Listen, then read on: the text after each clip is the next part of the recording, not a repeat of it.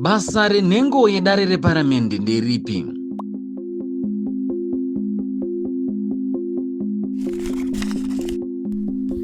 Nhengo dzedare reparamende vanhu vanosarudzwa nevanhu venharaunda vanova iwe neni.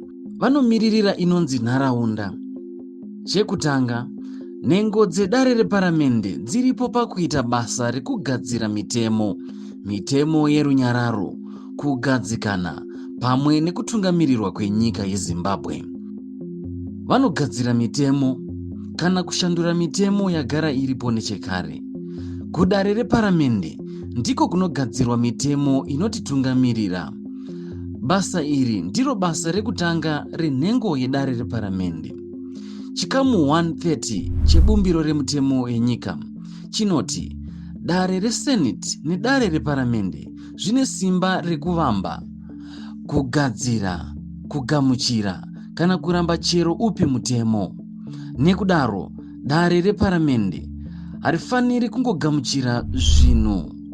Rinofanira kubvunzurudza, kukurukura, kuramba kana kutendera mitemo kuitira kuti mitemo iyi inge yakanakira nyika. Chepiri, nhengo dzedare reparamende dzinomiririra vanhu.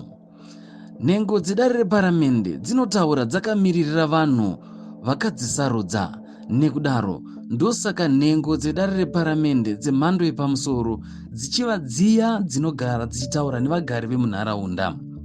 Hadzingonyangariki pakupera kwesarudzo. Varipo pakuita zvido zvevanhu nekuona kuti mazwi avo anzwika. Chetatu, nhengo dzedare reparamende dzinoita basa rekutungamirira. Nhengo dzedare reparamende dzinoona kuti utungamiriri hwenyika hunoshanda sei.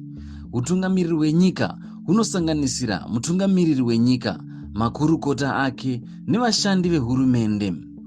Nhengo dzedare reparamende dzinoona kuti mitemo yagadzirwa iri kutevedzerwa here.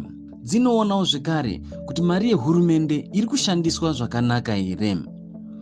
Dare reparamende rine makomiti akati wandei anotungamirira mabasa ehurumende, anosanganisira kubatsirwa nekuchengetedzwa kweveruzhinji kana urongwa hwezvemari nekusumudzirwa kweupfumi hwenyika nezvimwewo zvakasiyana-siyana.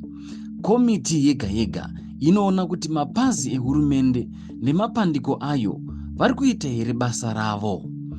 Unoiziva here nhengo yedare reparamende yenharaunda yako? Inombowanikwawo here ichitaurawo panogadzirwa mitemo yenyika? Makamboionawo here munguva shoma yadarika?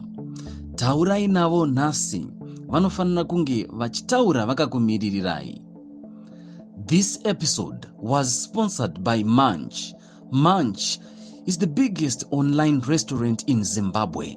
Download their app, search, order and munch.